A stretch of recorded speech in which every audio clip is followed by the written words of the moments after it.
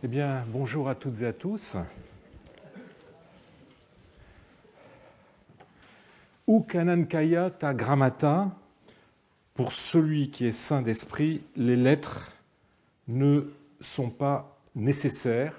C'est ainsi que concluait Antoine dans la vie d'Antoine d'Athanase, une joute oratoire ou une joute, disons, qu'il avait avec des visiteurs qui venaient lui dire mais le savoir c'est important et donc les lettres ne sont pas nécessaires.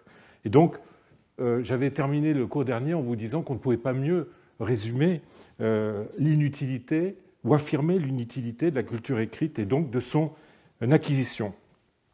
Alors c'est une idée que l'on retrouve fréquemment dans les apophthegmes, les apophthegmes des Pères du désert, cette autre œuvre qui n'a pas peu contribué à la construction de l'image du moine idéal.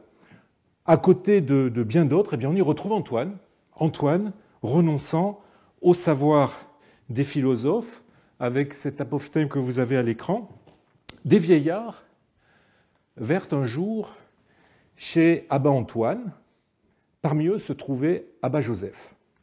Voulant les éprouver, le vieillard proposa une parole de l'Écriture et se mit à leur demander, en commençant par les plus jeunes, ce que signifiait cette parole.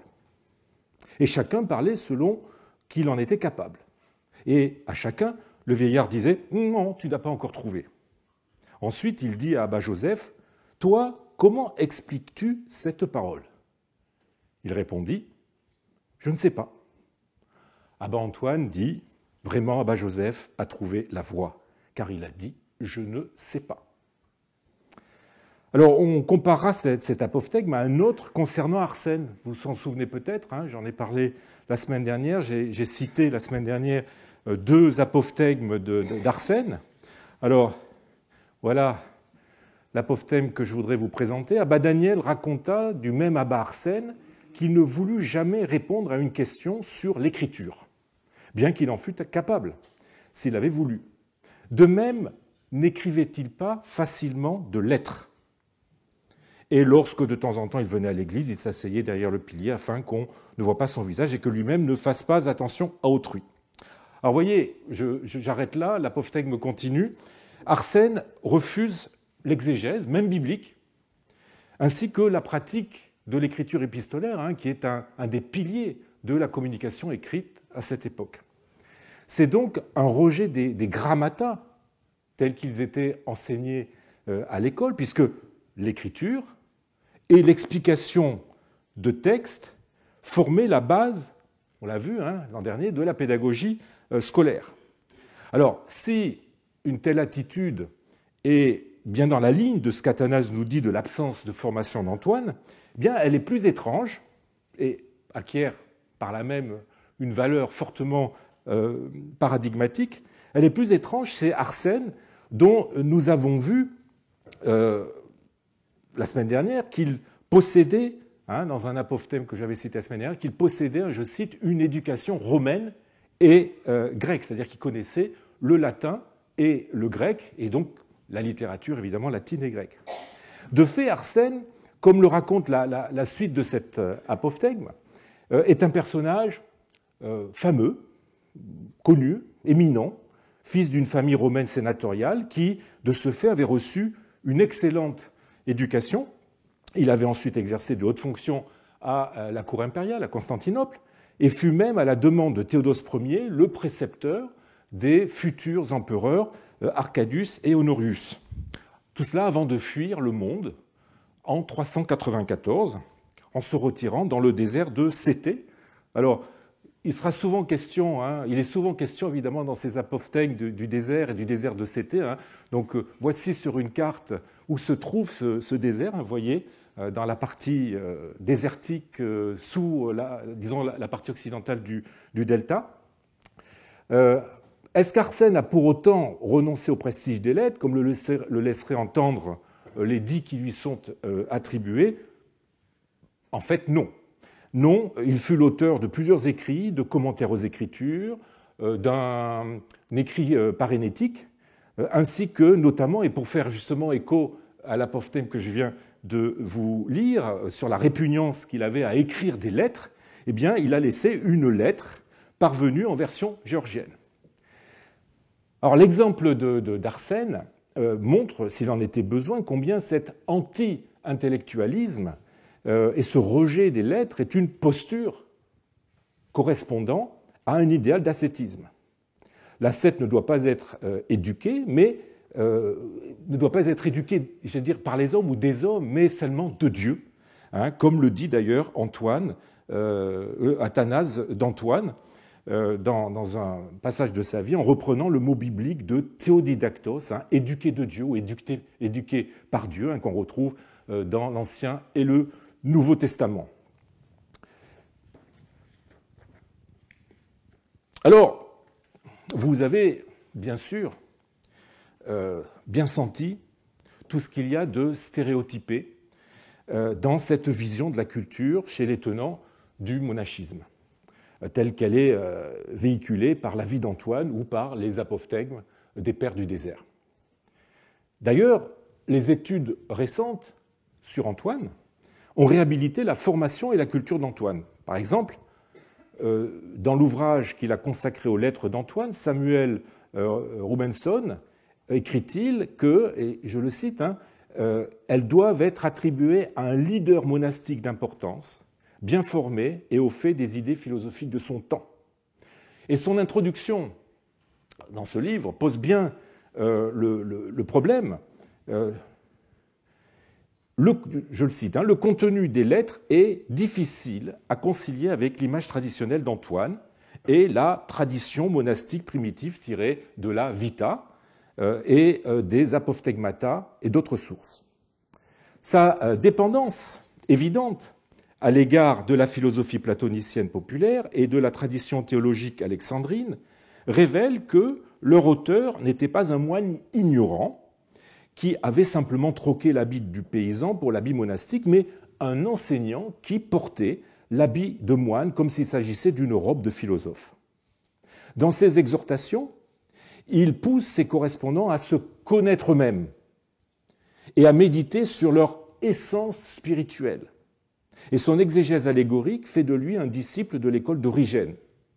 Compte tenu de l'image d'Antoine en tant que supporter saint mais simple d'esprit, d'Athanase, et celle du monachisme égyptien, théologiquement naïf, les érudits ont soit rejeté l'authenticité des lettres, soit tacitement évité le problème qu'elles posent à la tradition bien établie.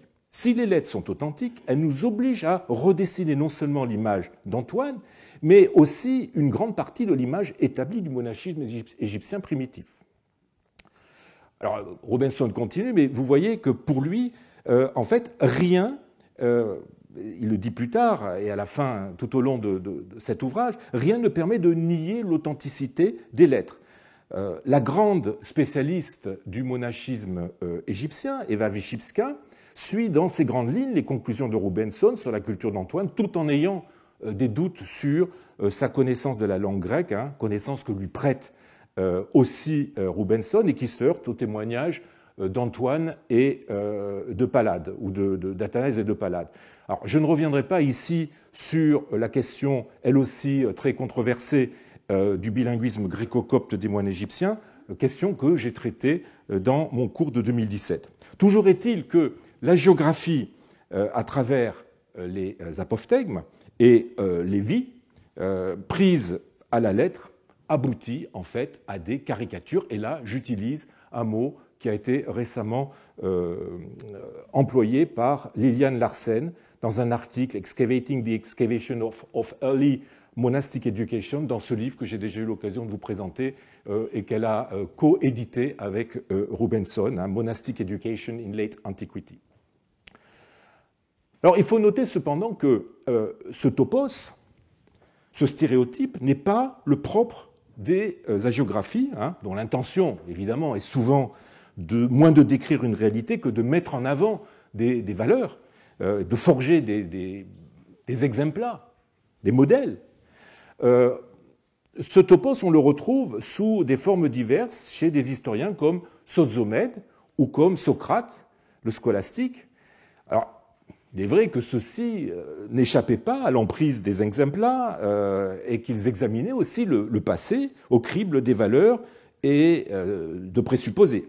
Alors, en témoigne justement le prologue que Sozomen consacre aux moines dans son histoire ecclésiastique, qui reprend l'opposition développée par Athanase dans la vie d'Antoine entre vertu monastique et savoir, là encore tiré du côté de la rhétorique et de la dialectique. Je vous cite le passage, « Les hommes qui surtout illustrèrent l'Église et soutinrent le dogme par les vertus de leur vie furent ceux qui alors pratiquaient la manière de vivre des moines. Descendu de Dieu chez les hommes comme une chose tout à fait utile, ce genre de vie philosophique se désintéresse de la polymathie, alors le grec dit de nombreuses connaissances, mathématon, polon, donc se désintéresse de la polymathie et de l'art dialectique, dialectiques technologias, dit le texte, considéré comme superflu, enlevant le loisir qu'on peut consacrer à des occupations meilleures et ne contribuant en rien à la rectitude de la conduite.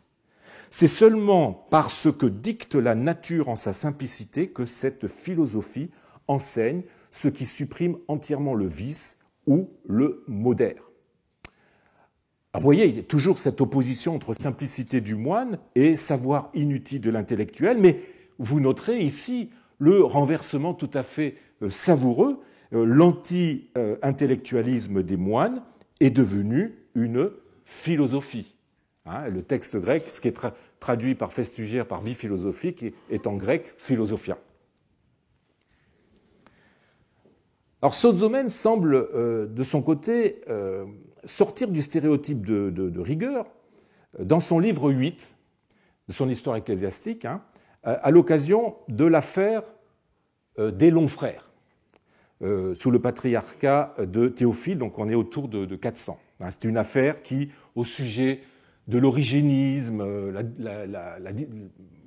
disons l'enseignement d'Origène, qui a beaucoup fait parler à cette époque, une affaire donc qui, à ce sujet-là, oppose Théophile et ses partisans pro-origénistes, parmi lesquels justement les moines Dioscore, Ammonios, Eusèbe et Euthymios, qu'on appelle les longs frères, et qui les oppose donc aux moines de Céthée, qui eux étaient anti-origénistes. Alors, Sozomen décrit le comportement de la masse des moines, monachikon plétos, et en utilisant ce terme de plétos, il donne l'impression de quelque chose un petit peu indistinct et pas très recommandable, comme des personnes incapables de discuter et d'argumenter, et en venant tout de suite aux insultes. Voilà un passage. Il en résulta une terrible querelle chez les moines, avec les discussions sans ordre qu'ils soulevaient entre eux. Ils ne cherchaient pas à se persuader mutuellement, mais ils en venaient aux insultes. Et là, vous avez, là encore, un très beau renversement, puisque le terme dialexis, qui est normalement la dialectique, ou qui est le discours ordonné, c'est un terme aussi qu'on utilise pour des cours ou des conférences, eh bien, le terme dialexis est ici pris de façon négative, puisque les moines, en fait, discutent sans ordre. L'historien montre la face négative de cette absence de formation dialectique qu'il avait présentée dans son livre 1 comme un idéal ascétique. Socrate, de son côté, tout en faisant la différence entre les moines cultivés, par exemple les longs frères, et les incultes, semble associer l'absence d'éducation au concept positif d'unité ecclésiastique. Dans le chapitre qu'il consacre aux moines d'Égypte, c'est dans son histoire ecclésiastique, livre 4, paragraphe ou section 23,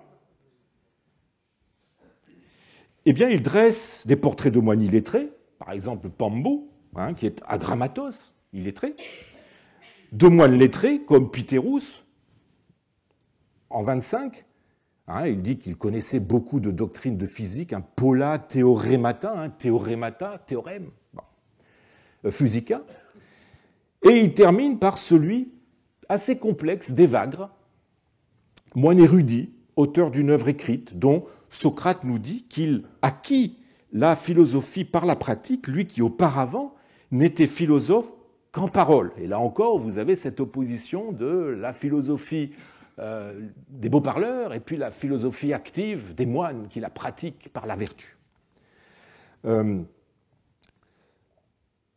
Et c'est une opposition qu'il développe en des termes très platoniciens, où il nous explique que Évagre a développé une sorte de philosophie de la non-raison. Mais comme je le disais, en des termes très, très platoniciens, regardez la phrase, hein, « La tâche de la prudence, disait-il », donc c'est Évagre qui parle, est de contempler les puissances intelligentes et saintes indépendamment de leur raison, dicat ton logon. On retrouve la figure paradoxale, hein, du moine philosophe, mais prônant une sorte d'anti-philosophie.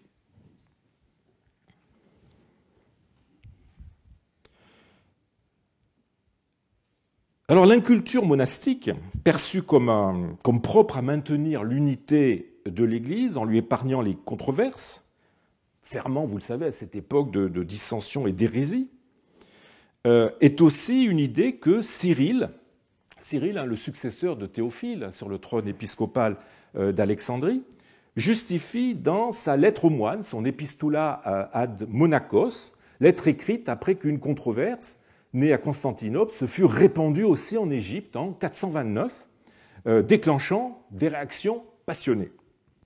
Alors, voici le texte. Comment donc ne pas savoir que votre manière de vivre, il s'adresse aux moines, est illustre et admirable et que votre foi vraie et sincère repose sur un fondement sûr. Mais, je suis plus que troublé parce que j'ai appris que des bruits dangereux sont parvenus jusqu'à vous et que certains hommes s'acharnent à détruire votre foi simple, en crachant une multitude de paroles sans but, en faisant des recherches minutieuses, en demandant si la Sainte Vierge doit ou non être appelée Mère de Dieu. Vous auriez mieux fait de ne pas prêter attention à ces questions, que l'on contemple difficilement et que l'on voit comme dans un miroir une énigme pour des gens préparés et pour des esprits avancés, pour des esprits préparés et les esprits avancés. Autrement, elles ne peuvent pas être considérées. En effet, les subtilités de la spéculation dépassent l'entendement des moins instruits. Mais puisque vous avez entendu de telles discussions, et que certains d'entre vous semblent avoir choisi de semer la discorde, enfonçant ce mal comme un pieu dans ceux dont l'esprit n'est pas fermement arrêté, j'ai jugé nécessaire de vous dire quelques mots sur ces questions. Je ne le fais pas pour que vous vous battiez davantage avec des mots, mais pour que, si on vous attaque, vous puissiez riposter par la vérité contre ces vains discours et éviter les préjudices de l'errement. J'écris aussi pour que vous aidiez d'autres frères, en les persuadant par un raisonnement approprié de conserver dans leur propre âme, comme une perle inestimable, la foi que les apôtres ont transmise d'en haut aux églises. Très beau texte, et vous voyez en fait finalement que conseille Cyril dans ce texte. Eh bien, il recommande aux moines de ne pas s'adonner aux spéculations théologiques, qui doivent rester l'apanage des clercs instruits.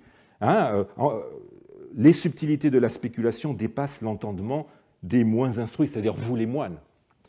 Leur foi, la foi des moines, est trop simple, haplos, dit ce texte, pour qu'ils puissent comprendre correctement.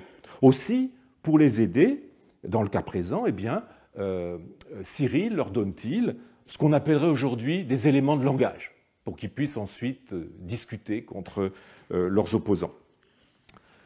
Alors l'adjectif aplos que vous avez dans ce texte et qui revient plusieurs fois dans la lettre de Cyril fait justement partie du vocabulaire relatif aux moines, on l'avait vu, aux moines à la faveur d'un réseau lexical qui relie en fait simplicité à illettrisme et inculture. L'idéal ascétique que s'est forgé la chrétienté des premiers siècles et dans lequel, par pragmatisme et par souci de discipline, les autorités ecclésiastiques, on le voit avec Cyril, semblent avoir cantonné les communautés monastiques, ne prédisposait pas ces dernières à prôner l'enseignement lettré, ni à, plus forte raison, à se faire eux-mêmes didascaloi, maîtres d'école, en investissant une part de leur activité dans l'enseignement. Alors voilà qui semble réduire à néant la possible connexion entre monachisme et enseignement, qui est le sujet que je souhaite traiter cette année. Comment, lorsqu'on revendique l'inculture et qu'on la recommande aux moines, peut-on souhaiter l'institutionnaliser sous la forme d'écoles au sein des monastères, ou pire, dans des lores ou des ermitages? Au-delà des exemples de ces holy men, véhiculés par les textes hagiographiques et préconisés par les exhortations de la hiérarchie ecclésiastique, il nous faut vérifier si cette position de principe, cette posture voulue ou imposée, se traduit véritablement dans les faits par un refus des monastères de s'impliquer dans la paideia. Donc passons maintenant de l'idéal à la réalité, de la géographie à la situation sur le terrain. Cette situation, avant de l'appréhender à travers les documents livrés par l'archéologie, je pense à papyrus notamment, eh bien, nous pouvons nous en faire une première idée grâce aux règles monastiques qui nous sont parvenues. Nous disposons, pour le monachisme cénobitique, autrement dit, le monachisme des moines qui vivaient en communauté et qui étaient donc les plus susceptibles d'accueillir un enseignement dispensé à plusieurs, nous disposons de règles établies par le fondateur de ce type de monachisme, Pacôme, donc, qui est né à l'extrême fin, aux alentours de 292, et qui est mort en 347. Pacôme qui rassembla à Tabénèse et à Fbo, ou Bo, vous voyez où ça se situe, je vous ai mis les deux monastères dans un cercle rouge, qui rassembla des milliers de moines et moniales, qu'il organisa en maison, en oikoi. Alors, avant de citer les règles, les praecepta, il faut que j'en dise quelques mots en guise, je dirais, d'avertissement méthodologique. Alors, les règles de Pacôme nous sont parvenues en 4 recueils que nous ne connaissons malheureusement intégralement que par la traduction qu'en donna Jérôme en 404. C'est un prêtre du nom de Sylvanus qui est venu lui trouver, enfin plus exactement qui lui envoya ces règles de Pacôme d'Alexandrie en lui demandant de les traduire pour les nombreux moines latinophones qui peuplaient les monastères de Thébaïde, que je vous ai montré sur la carte, ainsi que le monastère de la Métanoïa, de la pénitence, qui se trouve dans le delta.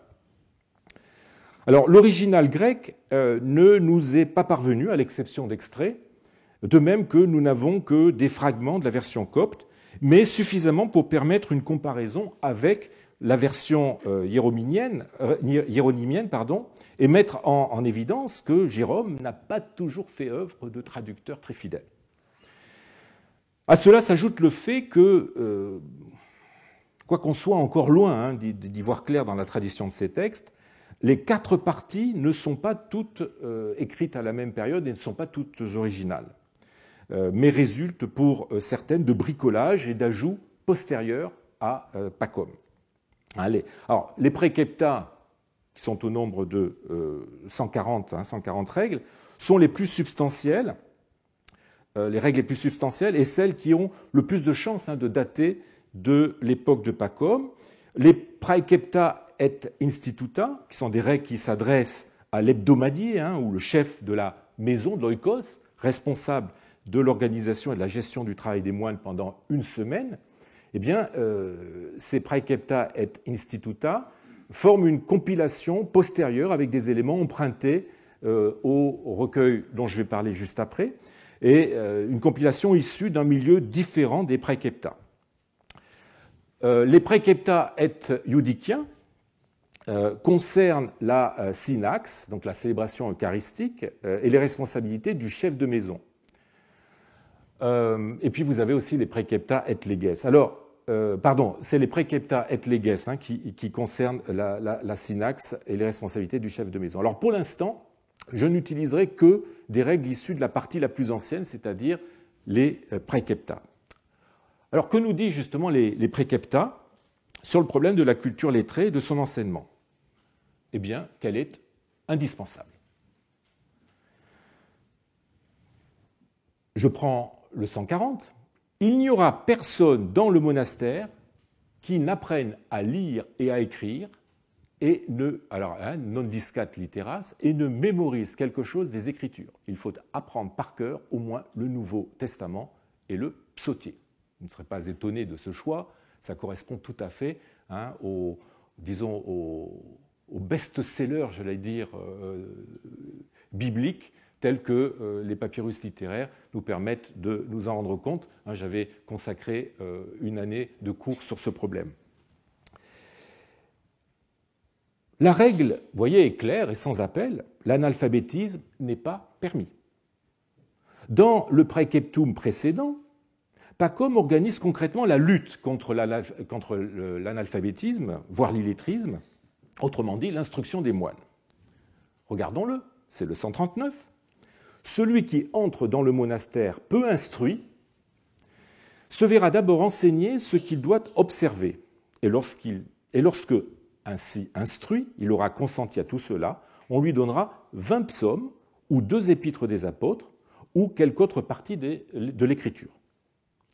S'il est analphabète, il ira à la première, à la 3e et à la 6e heure chez quelqu'un qui sait enseigner et qui a été désigné pour lui. Il se tiendra devant lui et apprendra très studieusement avec toute la gratitude voulue. Puis, on lui écrira les éléments de la syllabe, les verba et les nomina. Alors, je ne traduis pas pour l'instant, je reviendrai sur ces mots. Et même s'il ne veut pas, on l'obligera à lire. Je ne sais pas comment on fait, mais enfin bon. Alors, vous voyez que dans ce texte, Pacôme examine 2 cas. Le moine peu instruit, en latin, rudis, mal dégrossi, qui correspond au grec agroikos, que l'on retrouve souvent associé au moine dans la littérature, dont j'ai eu l'occasion de vous présenter quelques exemples la semaine dernière. C'est le moine donc qui sait déjà lire et écrire, mais qui n'a pas d'autre instruction. C'est pour ça que Veilleux, dans sa traduction des règles de Pacôme, traduit par uninstructed, et je pense que ce mot n'est pas exactement ce que veut dire Pacôme, en tout cas ça peut égarer. Ce n'est pas qu'il n'est pas instruit, c'est qu'il est mal instruit, qu'il est mal dégrossi. Donc ce moine rudis recevra une formation sur les règles de la vie en communauté à observer et apprendra par cœur des extraits de l'Ancien et du Nouveau Testament. Avant tout, les psaumes, toujours les mêmes, les psaumes, et les épîtres des apôtres. J'aurai l'occasion de revenir, j'en ai déjà parlé par le passé, mais j'aurai l'occasion de revenir sur ces choix de textes. Alors l'autre cas, c'est celui de l'analphabète, celui qui litteras ignorabit, qui ne connaît pas les lettres, c'est-à-dire illiteratus, et qui correspond au grec agrammatos. Là encore, un terme très souvent associé, comme on l'a vu, aux moines dans la littérature. Alors cet analphabète recevra un enseignement, il devra suivre des cours 3 fois par jour auprès d'un maître qui lui sera désigné, et Pacôme donne des détails sur le contenu de cet enseignement. On lui apprendra les syllabes, qu'on notera pour lui sur un cahier, on lui apprendra les syllabes, les verba et les nomina. On retrouve les éléments basiques de l'enseignement du grammatistes, du grammatiste, l'apprentissage, après les lettres de l'alphabet, des syllabes et des mots en grec onomata que nous avions suivis pas à pas l'an dernier avec le papyrus Bourrian numéro 1. Ici, Pacôme fait la différence entre deux types de mots,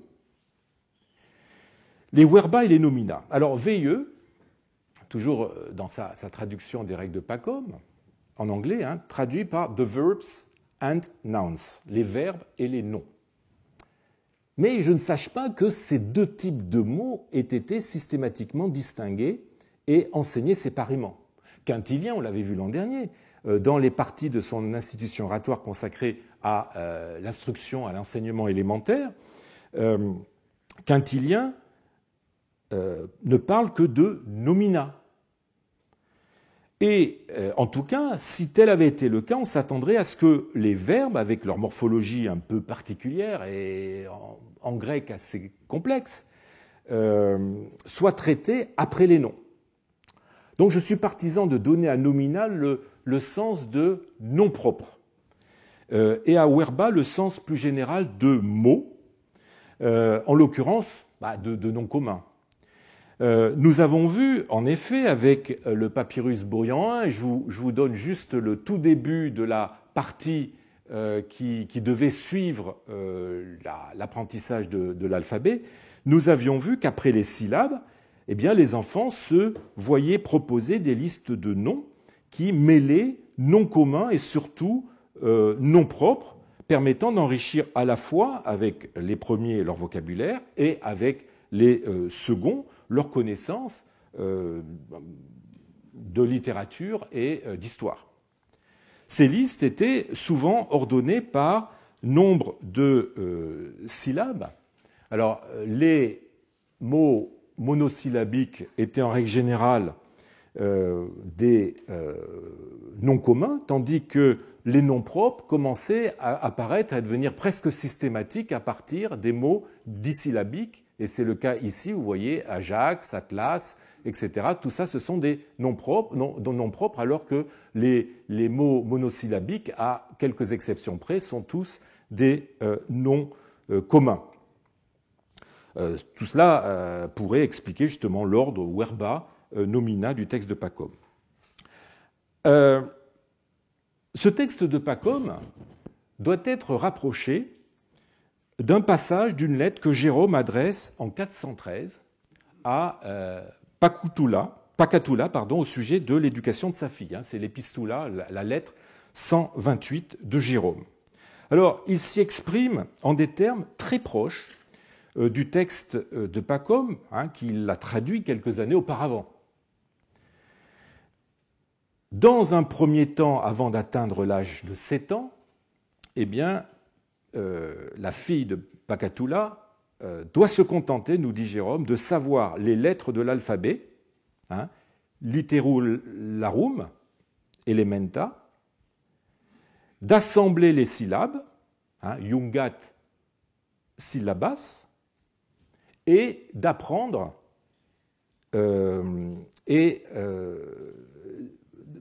d'apprendre les nomina, discat nomina, et d'associer les verba consociet. Alors vous voyez, on retrouve dans ce texte les nomina et verba dans une phrase qui suit les diverses étapes du grammatiste. Apprendre les lettres de l'alphabet, les combiner en syllabes, syllabas, passer aux mots isolés, en l'occurrence aux noms propres qui sont majoritaires dans les listes de mots d'origine biblique, comme le souhaite Jérôme, j'aurai l'occasion d'y revenir, puis aux mots en tant qu'ils se combinent pour former des phrases, c'est-à-dire les verba. Alors, je donne une interprétation qui est différente, par exemple, de celle que le traducteur et l'éditeur des Lettres de Saint Jérôme a donnée en 1961 dans la collection des universitaires de France, qui propose de traduire qu'elle se contente de savoir les lettres de l'alphabet, d'assembler les syllabes, d'apprendre les noms et de leur associer les verbes. En fait, il donne à ces mots le même sens que Veilleux leur donnait pour le texte de Pacôme. Je pense que ce n'est pas cela, mais par ailleurs, je constate que les éditeurs et les traducteurs de cette lettre ont proposé de nombreuses interprétations très différentes. Mais en tout cas, l'interprétation que je propose repose sur les textes scolaires, sur les papyrus scolaires, comme par exemple le papyrus Bourrian I. Enfin, bref, ces règles de Pacom, vous voyez, sont tout à fait décisives pour notre enquête. Elles prouvent qu'au moins dans les monastères de type pacomien, monastères cénobitiques, eh bien, était dispensée une éducation élémentaire organisée selon la pédagogie traditionnelle du grammatistes et du grammatikos, à ceci près que les textes qui étaient choisis pour apprendre à lire et à écrire eh bien, sont des textes scripturaires. Donc ces règles relativisent, comme on pouvait s'y attendre, le stéréotype du moine refusant toute culture et se détournant des livres.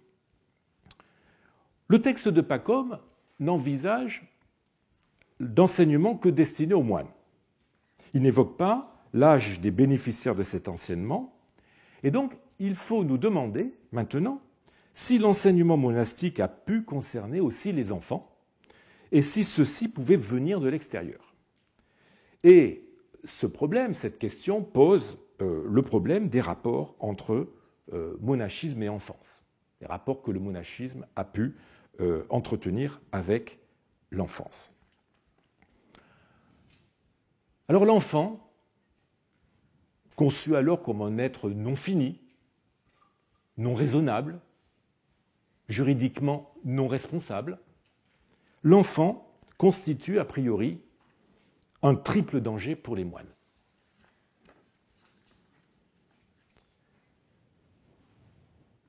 Laissez les enfants et ne les empêchez pas de venir à moi, rappelle Jésus dans l'Évangile. Oui, mais appliqué au monachisme, ce commandement peut mettre la communauté monastique dans l'embarras. Aussi faut-il s'entourer de précautions pour éviter tout faux pas. La première est de réglementer l'âge auquel on peut devenir moine.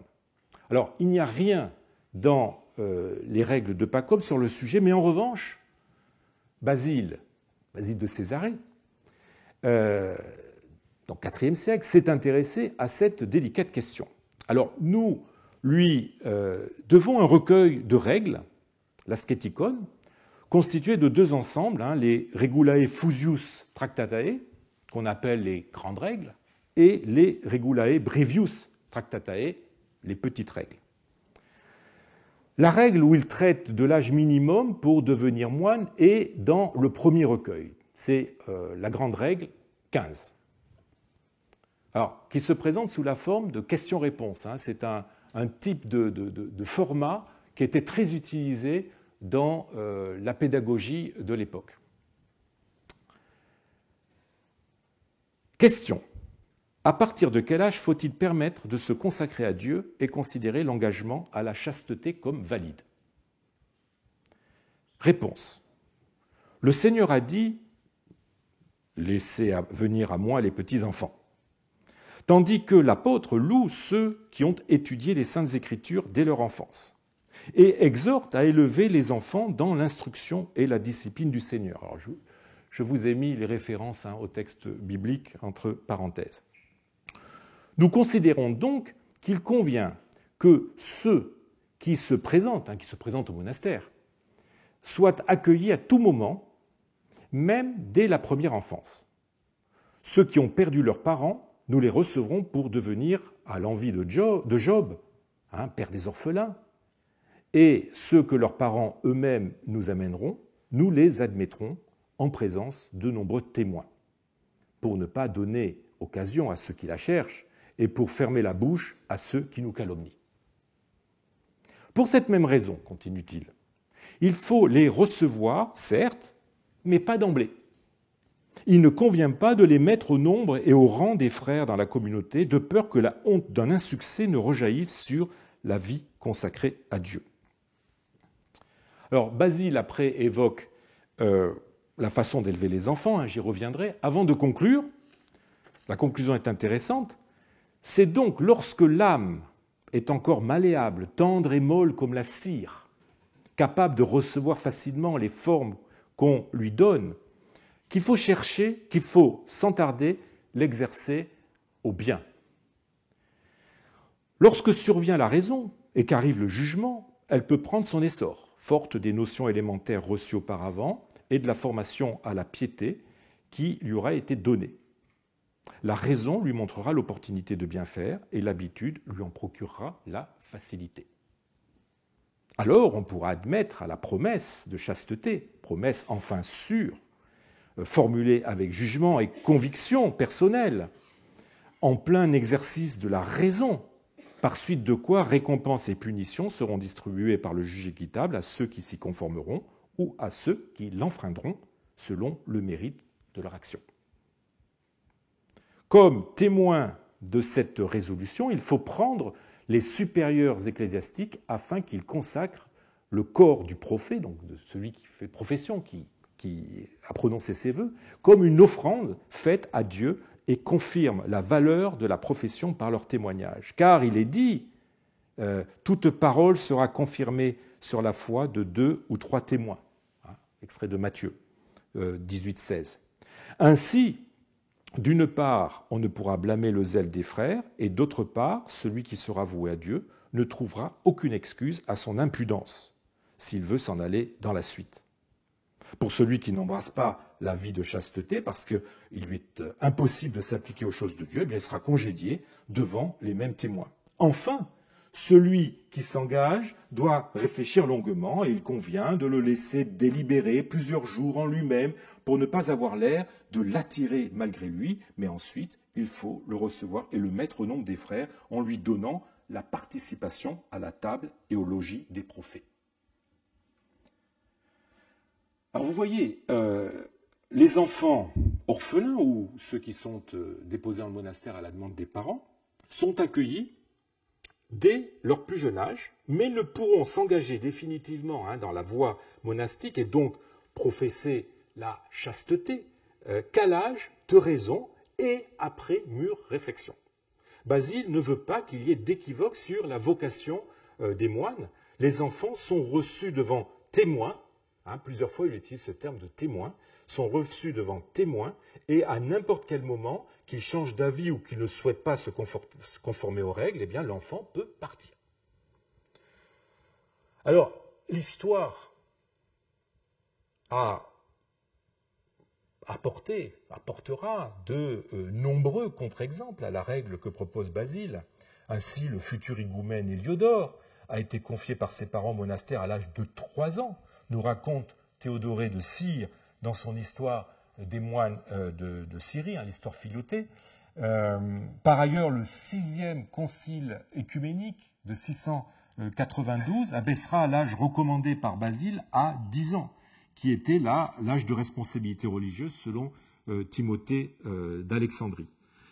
Quoi qu'il en soit, le monastère reçoit des enfants, c'est clairement dit, qu'ils soient orphelins ou confiés par leurs parents, et nous verrons qu'il y a en fait bien d'autres cas que ceux envisagés par Basile.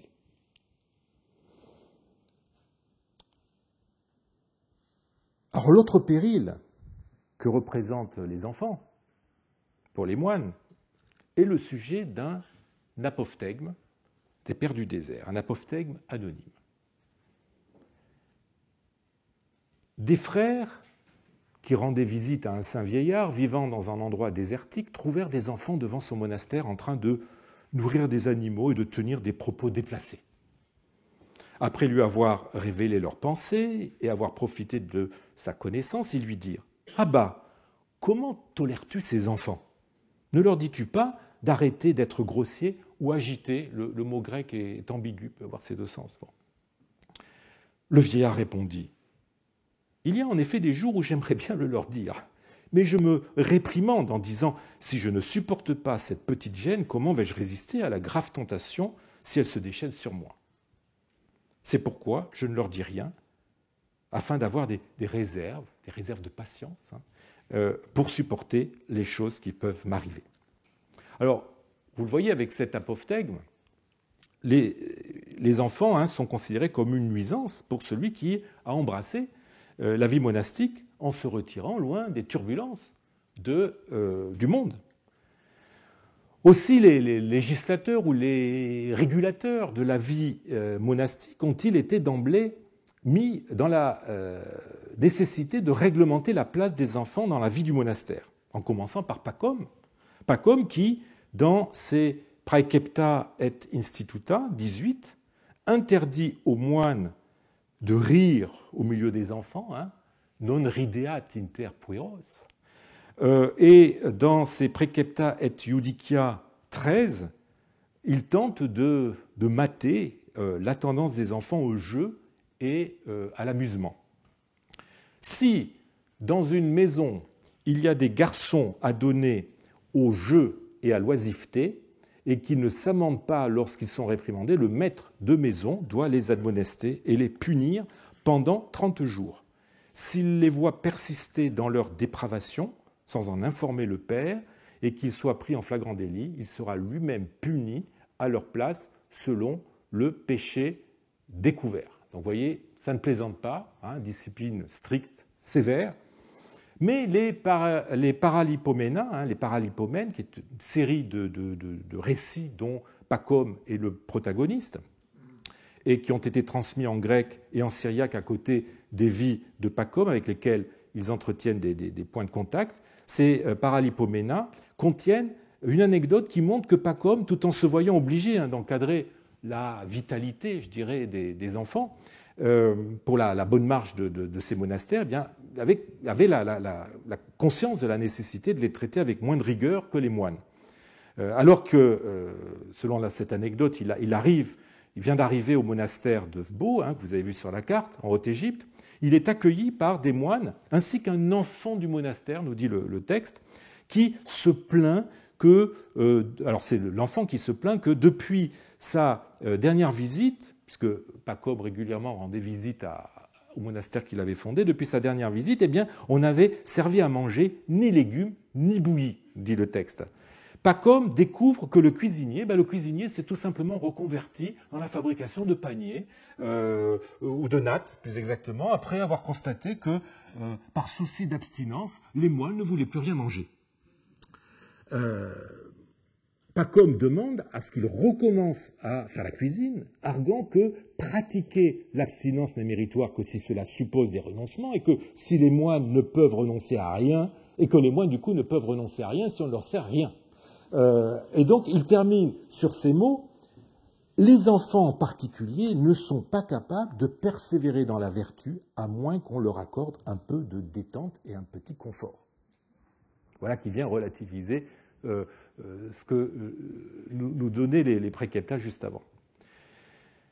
Basile, de son côté, s'il accepte, comme nous l'avons vu, que les monastères accueillent des enfants, demande à ce que ceux-ci vivent séparément des moines, soit soumis à un règlement particulier, soit encadrés par un moine suffisamment expérimenté pour canaliser leur énergie. C'est toujours dans cette grande règle numéro 15, pour ces raisons, et tant d'autres motifs de convenance, il faut séparer l'habitation des enfants de celle des frères. La demeure des ascètes, qui sont déjà formés, ne sera donc pas non plus troublée par les leçons et les exercices. Hein, le grec dit ente melete ton didegmaton, hein, ce sont les cours nécessaires pour les jeunes. Cependant, les prières, déterminées aux différentes heures du jour, seront communes aux uns et aux autres, car les plus jeunes s'habituent à la componction en suivant l'exemple des anciens, et ceux qui les éduquent reçoivent dans la prière un secours appréciable. On fixera convenablement pour les enfants un régime particulier et un règlement spécial pour ce qui regarde le sommeil et l'éveil, l'heure, la quantité et la qualité de repas. Donc vous voyez, on retrouve ce que nous raconte l'anecdote des Paralipomena de Pacôme. On mettra à leur tête l'ancien qui aura le plus d'expérience et qui sera connu pour sa patience. Avec une paternelle bonté et par de sages paroles, il redressera les erreurs des enfants et donnera à chacun le traitement qu'il convient à sa faute, afin de punir le coupable et d'exercer en même temps son âme à maîtriser les passions. Alors, plus tard les canons de l'abbé Chénouté, supérieur du monastère blanc, près de Sohag, chef d'une congrégation. Je vous ai mis ici un portrait assez ancien qu'on a trouvé dans le monastère rouge, si je ne m'abuse, de Chénouté. Eh bien, les canons de Chénouté évoquent souvent les enfants et leur enjoignent de maîtriser leur langue ou leur interdisent, par exemple, de désobéir, de répondre, de rire. Par exemple, le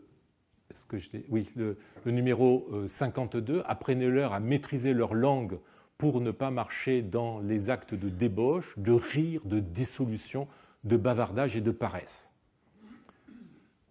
Chénouté était quelqu'un d'assez strict, vous le voyez. Bon.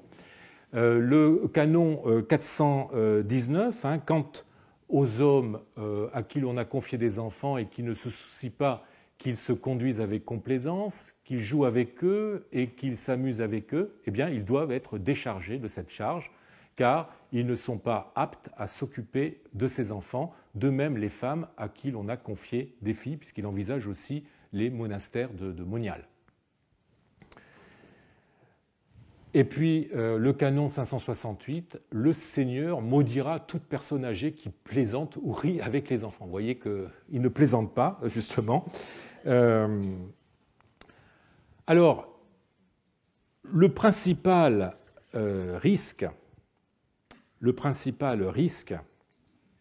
identifié très tôt par les inventeurs et les propagateurs du monachisme, eh bien, c'est la promiscuité physique des moines avec les jeunes, propre à en tenter certains.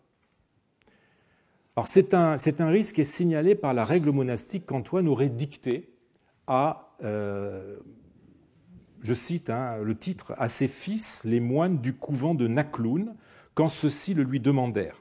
C'est un texte qui ne nous est parvenu que dans sa version arabe. Cette attribution de ce texte à Antoine est évidemment trop généreuse, mais ce texte n'en est pas moins intéressant eu égard au peu de règles monastiques égyptiennes qui nous sont parvenues, les communautés ne ressentant pas le besoin de mettre par écrit le règlement, à l'exception justement de celle de Pacôme. Et ces règles sont aussi intéressantes du fait qu'il s'agit de la première règle conçue pour une lore et non pour un koinobion. Alors, si elle est abusivement attribuée à Antoine, elle semble bien avoir été conçue pour le monastère de l'archange Gabriel, le Der el-Malak Gubrial, appelé aussi Der el-Nakloun, qu'on appelle communément Nakloun, qui est un ancien couvent encore en activité qui est situé sur le plateau au pied du Gabel el-Nakloun, à la bordure sud-est du Fayoum. On est à 15 km de Medinet el-Fayoum. Et c'est un site qui a été étudié et fouillé par le Polish Center of Mediterranean Archaeology dans les années 90-2000. C'est un vaste complexe monastique, ou lore, qui était formé par une constellation d'ermitages disséminés. Alors, je vous montre une carte, vous voyez, voilà le monastère moderne, ça c'est le monastère ancien qui a été fouillé, et dans la montagne, partout, eh bien, on avait des ermitages éparpillés. Voilà. Et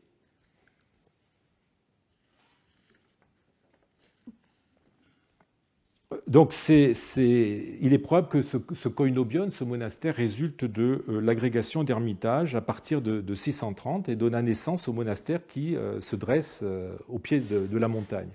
Alors, Eva Wyszybska est la première à avoir étudié cette règle attribuée à Antoine. Elle situe sa date de rédaction entre le milieu du IVe siècle, époque où les moines de Nakloun vivaient exclusivement dans la montagne, et la création du koinobion, dont je viens de vous parler. Alors, que nous dit justement cette règle au sujet des enfants? Alors, voilà le texte. Vous avez la référence, si l'ensemble du texte vous intéresse, je vous ai mis la référence, mais je ne m'intéresserai qu'à l'article 4 et 5. Ne parle ni avec un adolescent, ni avec un jeune enfant, et ne le fréquente point, ne le retient pas pour en faire un moine, ne prend pas quelqu'un ne prend pas quelqu'un pour enfant spirituel avant qu'il ne prenne l'habit, afin qu'il ne se réconcilie pas avec le diable ennemi. Et c'est la règle suivante qui nous met sur la voie de ces tentations auxquelles ce diable ennemi soumet le moine, qui contreviendrait à cette règle: ne dors pas sur une même natte avec un plus jeune que toi. Donc c'est bien la tentation sexuelle que représente l'enfant qui explique les interdictions formulées dans cette règle avec bien plus de rigueur que celle de Pacôme. L'isolement de l'anachorète explique que ce règlement destiné à une laure fasse preuve de plus de sévérité quant à la présence des enfants que les règles encadrant, disons, la vie cénobitique. Alors le péril que représentent les enfants fit tellement peur au premier moine, conscient du problème, qu'il prend même des allures de menace apocalyptique dans un des apophthegmes des Pères du désert, un apophthegme attribué à Isaac le Thébain. Abba Isaac le Thébain dit aux frères: n'amenez pas d'enfants ici, car 4 églises à Céthée sont devenues désertes à cause des enfants. Alors, la peur des enfants, qui est plus forte chez les moines non cénobites, ne les a cependant pas empêchés d'être présents dans les monastères, et même en grand nombre, ce que nous verrons la semaine prochaine. Je vous remercie.